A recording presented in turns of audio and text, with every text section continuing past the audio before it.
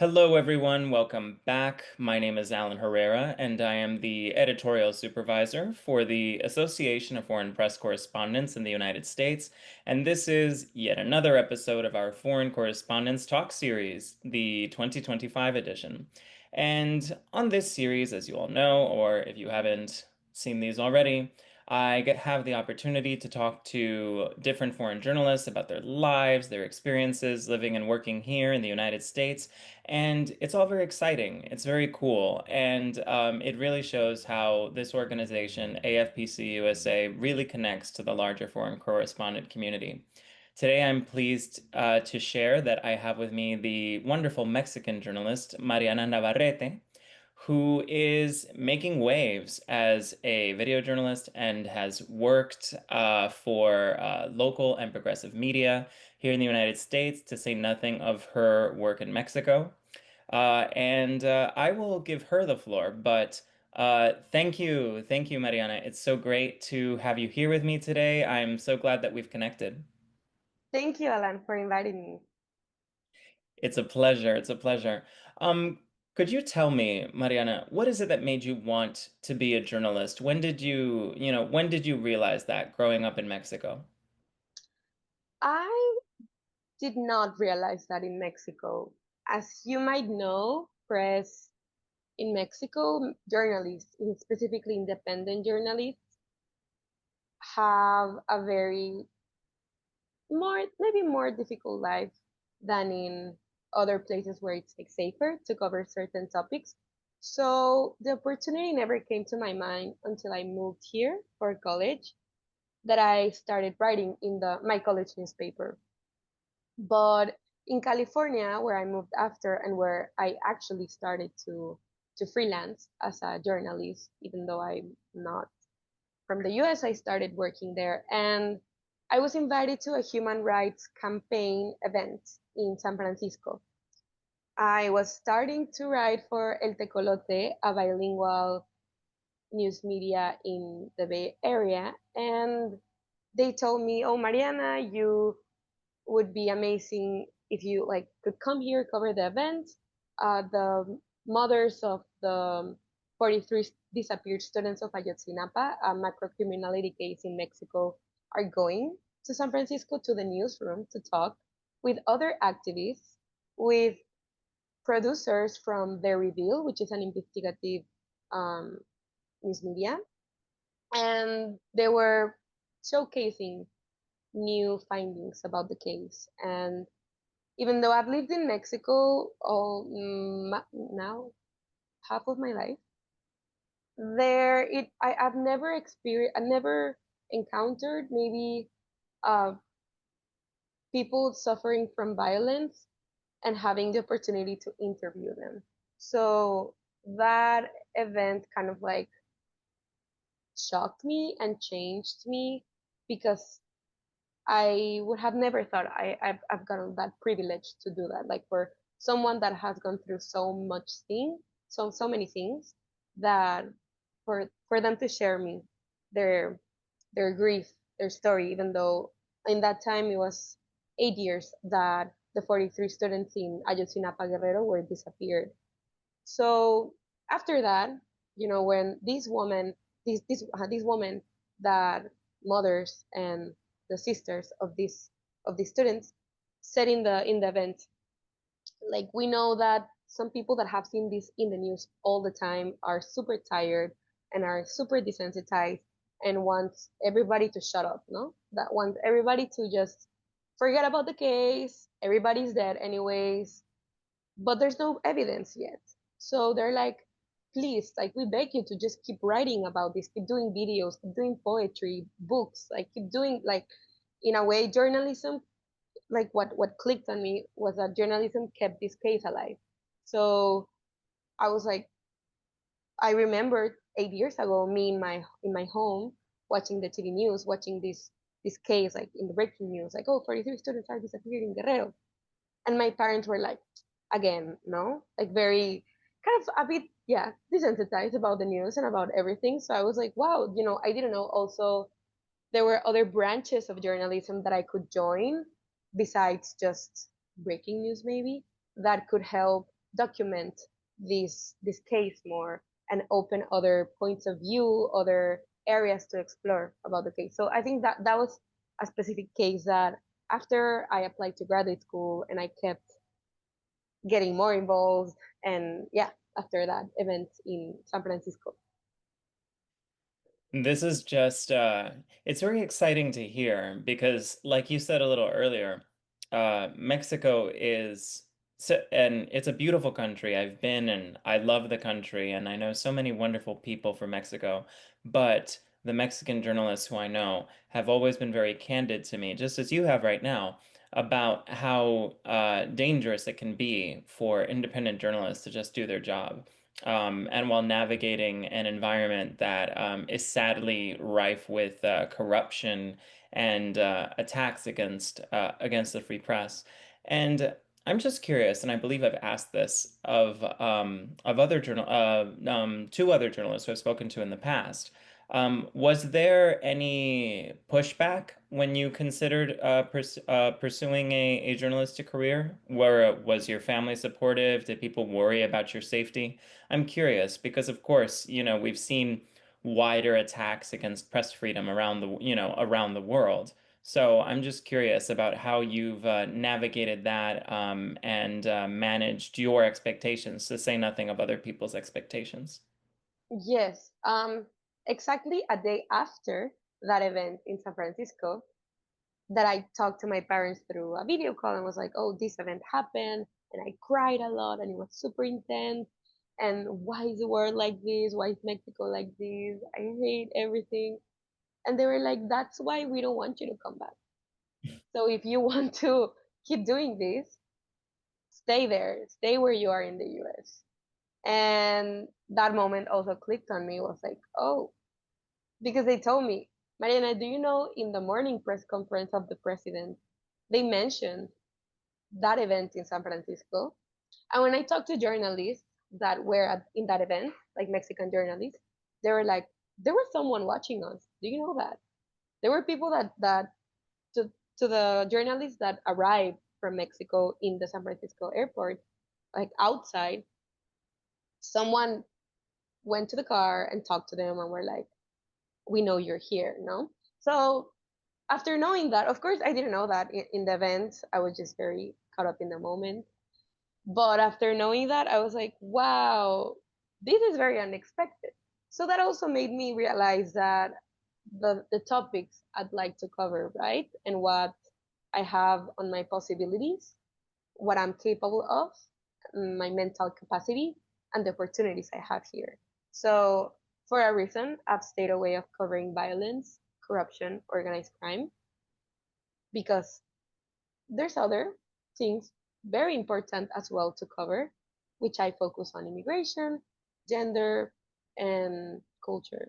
So, but of course, there's a reason for that. And I mean, I didn't study journalism or communications. I studied global studies and sociology. And my drive has always been like into like conflict and politics. And now, for example, that I'm in Al Jazeera interning, that it satisfies that drive of intensity, of conflict, of knowing about wars all the time. But in that time, I was like, okay, I need to make a decision. And of course, there's a reason why I haven't done much journalism in Mexico because of that. Also, because of the precarity that the independent journalists are paid there, like low wages, little safety, and for what exactly if you are trying to hold people accountable when they're just trying to shut everybody up, no? So yeah. This is very good points, very good points. And I'm just another question here. So, given that you've reported local news, for example, right? What have been your favorite stories to tell locally? You've mentioned, for example, you've enjoyed reporting on gender, and these other issues, but are there any specific stories that jump out at you that you may have worked on? Yes. Um, I've focused mostly on covering woman-led stories. So women are the protagonists of my story that have done something great for their community, like something grand, either mostly on community care and just yeah, making in a way their communities better. So my first story in New York was this group of women in the Bronx that gathered to do embroidery, and it was for school, so it wasn't supposed to be that a 12,000 word article about them. But I wanted to, because I saw way more than just they were doing embroidery, because they were gathering in this like super noisy avenue in the Bronx that 2 blocks away it's one of the unsafest streets in the Bronx, with a bunch of drugs and assaults and things that are not amazing to live by. But they were 2 blocks away. It was summer when I just got here and when I was reporting the story. They took chairs and tables outside in the street, put cumbia out loud, and started to embroider for like 5 hours straight. And I was like, what this is? And this I love this story because it was also one of the hardest I've reported on, because these women are not from where I'm from, Cancun, and they're not from Cancun. They're from little towns in Guerrero, Oaxaca, and Puebla. And I'm not from there. I don't speak an indigenous language. So they were very resentful for me in the beginning. They were like, why this white Mexican woman wants to like take photos of us and wanted to like just talk about us while we're just like minding our own business, right? Which is true. Like they had no like they didn't owe me anything. So I started to just hang out, without taking out pen or paper or my camera. And besides just talking to them or just observing, I figured that in the beginning I needed to just embroider with them, which I knew how to, but it's not impregnated in my family. Like my grandma didn't do it. I mean, she needed, but like it's not that my a group of women behind me embroider like in their households. So after that, after doing a couple of weeks that, they started to open up a bunch to me. So it was not that I finally did a story of them and then I did a photo essay with them. I took them portraits. Like the relationship began to be like more like binded, and they started to share other things about domestic violence, about their kids being bullied at school because they're first generation, and how they needed to go to a charter school and they didn't know how to sign their kids in a charter school after winning a case of their kids being bullied in the public school in New York. So all these things started to come out, or how, for example, a kid, they knew that a neighbor got pinched with a needle on the park, and they didn't know how to file a lawsuit for that, and they didn't know there were initiatives by the state and by the city to get rid of needles on the parks because their kids almost got pinched with one of them. So all of these things started to unfold, and I realized, that besides just doing this story of embroidery, it like finding a way to gain their trust and for them to see me not as a journalist but as Mariana made them open up way more, and to give me more stories, and for me to understand also in a better way the Mexican diaspora in the Bronx, by them living like this woman, and by their kids too, because their kids also came by and like from school and say hi mama, or gave them food, or they left um, to pick them up. All these like dynamics that I got to see without noticing that much. But then when I'm writing, or when I was writing, or when I was like doing research for other topics, I was like, wait, but this woman, like, last week she asked me, how can she find a domestic shelter for a friend, because it's the third time she's trying to leave her house, no? And she doesn't find any support in like the hotline, in the 311 hotline. So these things started to unfold, and I realized, wow, there's just a bunch of things going on, even on a micro local level, that when you're parachuting into a community, you don't really get to know. So yeah, that was in a short, not that short answer, that has been my favorite story that I have reported on here. And it has all the elements maybe that englobe my reporting. I think that that's beautifully said, and you're really touching upon the importance of of human interest reporting, right? Of really getting into the stories of the people around us, right? And I think that sometimes people forget that, right? That journalism at its heart, right? The best journalism is about people. It's about the world around us. There's all this talk, right? With everything going on right around the world, people think, oh, it's all politics, right? It's all politics, it's all corruption, it's all this. It's like some of the most exciting stories that I've read are just about my neighbors. I've read beautiful stories about people fostering dogs, right? Or to, like it's really exciting. It gets to the heart, right? About how journalism ultimately services its citizens when we are able to connect, right, through writing, through stories, through video, to our neighbors, to our fellow citizens. It's very exciting, right? Journalism can really bring people together, in my experience, and that is a huge reason why I'm so happy to work for a press freedom organization that advocates for you all. And um, just just another thought here that comes to mind, given this emphasis on human interest stories. Um, could you tell me of a recent interview that you've really enjoyed conducting? Perhaps somebody really cool who you met, who really gave you more insight, perhaps, and a greater understanding of what it's been like for you to work as a foreign journalist here in the US? Yes, for sure. So last week I interviewed for A Serenity Turning Tomorrow about Black maternal mortality in New York. And I interviewed, like second interview, a doula. Her name is Lene, and she's a doula in Rock Park Rockaway. So she's like, that's it has been one of my favorite interviews as of now because one, it's not in Spanish and it's out of my comfort zone. That even if they Spanish is not their first or second language, um, like when because I've covered mostly migrant communities here that speak Spanish. So and in California, and so now I try to focus on a story that's only in English. That's a community I'm pretty much not part of.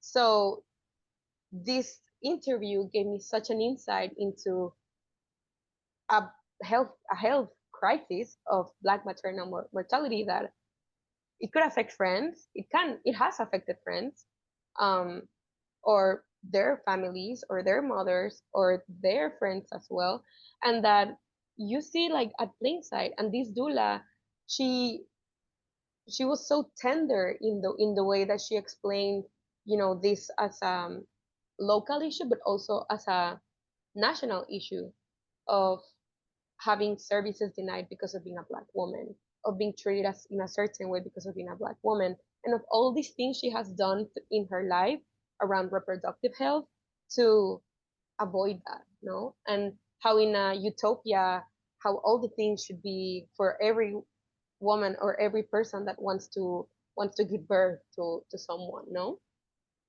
And I personally didn't know the US healthcare system treated like that. And after getting back to research and to like data and going back to her interview, it was like it all makes sense. But it's more urgent how she says it than when you see a 40,000 page report of data around Black maternal mortality or negligence.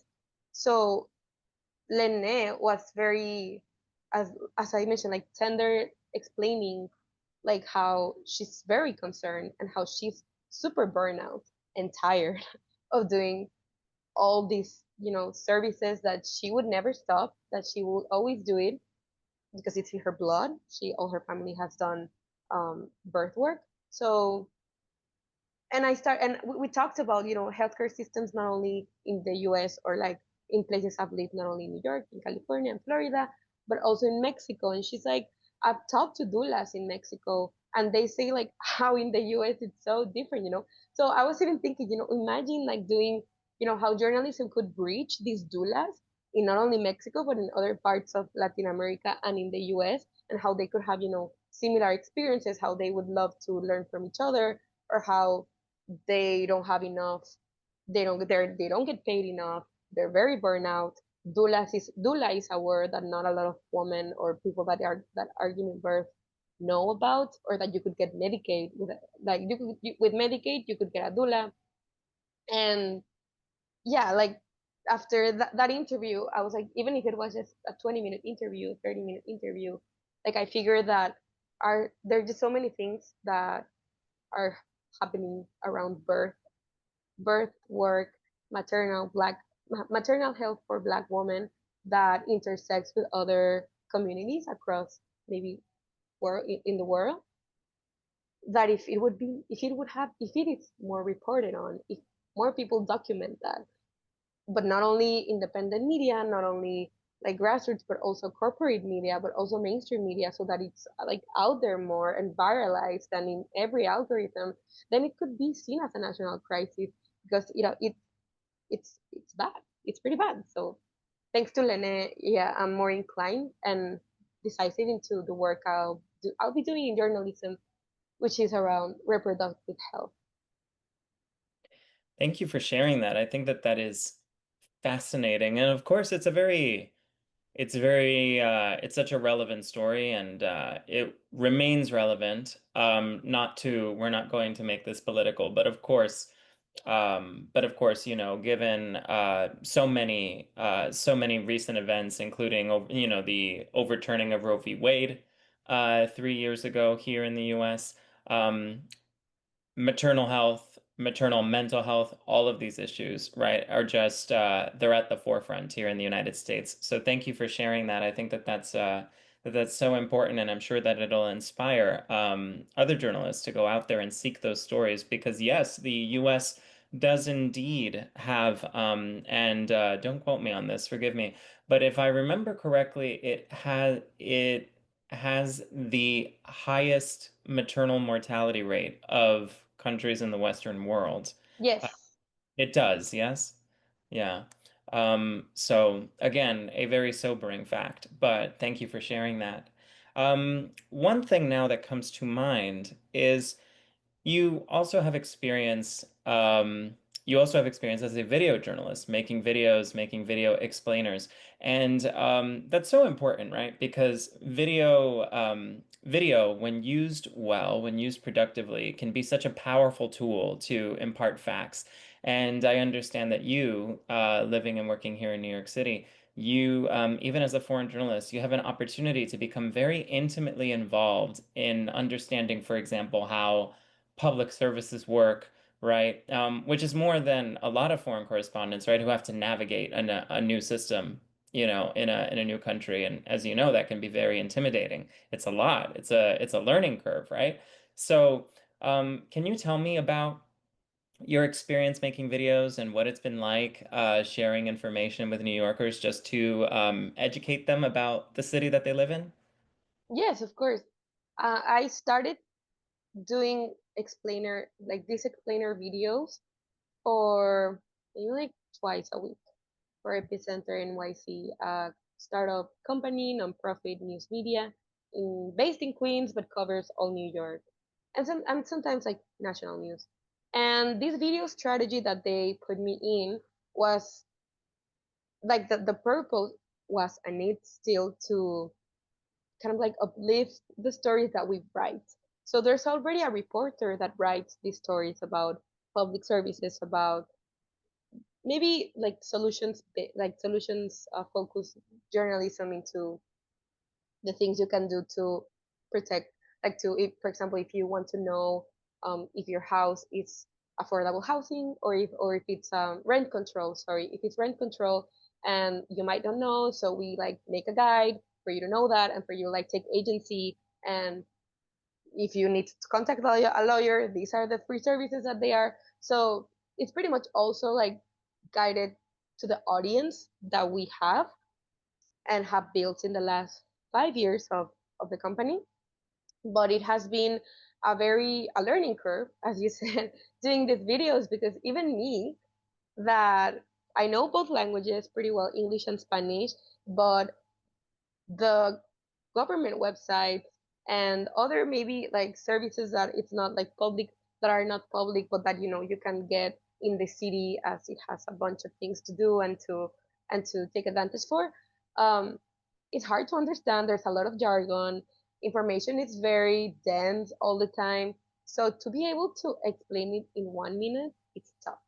And but Yes. then I say, like, I used to have, they passed away, family in San Jose, that they didn't know like the service. They didn't want to get any service in California. They didn't understand anything. They moved here 40 years ago, and I was like, how would I explain this to them? They don't know. They see reels on Facebook and WhatsApp and Instagram, but they don't stay to read a 40-page report or a 2,000-word article. They could stay for 1 minute watching a video they get sent in WhatsApp. So I was like, how could they like stay here, or how could my roommate get that are my age, are in their 20s, how could they stay in this video and understand, even if you live here, or if you don't use the services, but if you want to send it to someone, because we all know people that might find it like services useful. So I started to like, it has been like, for with my bosses that are also bilingual, it has been amazing to learn how to, not only because sometimes I think in Spanish, and when I do the scripts, it's like, no, this is in English. Or if I'm writing in Spanish the script, because I do in both languages, this is in Spanish, so I don't like try to say something in English. Hmm. And for that, it has been, yeah, like wonderful to be able to pass a written article into an explainer video, and knowing that it's gonna get maybe more views than the written article, or that those people that want to know more details are going to go to the website. See, oh, I want to know more, she didn't mention specific detail, so they're gonna go there. And that has changed also the direction of my career and how I view the things I write, because now, even like whatever I write as a freelance, I try to make it a video too, to have more reach, and now more reach and just impact. I think that that's so great. And I really, there was this one little thing that you said about having to balance both languages. Because as somebody who is also bilingual and as somebody who grew up also in a Spanish-speaking home, uh, my brain is constantly jumping back and forth between two languages where sometimes people will be talking to me like I speak English perfectly, right? But people will be talking to me in English, so my brain will be processing what they're saying in Spanish. And it's and I tell people if you don't speak another language, you don't understand how complicated that can be and how it can trip you up. It's very complicated and I really having worked and collaborated and interviewed so many foreign correspondents over the course of my career, I feel very fortunate to learn from them and to learn from you.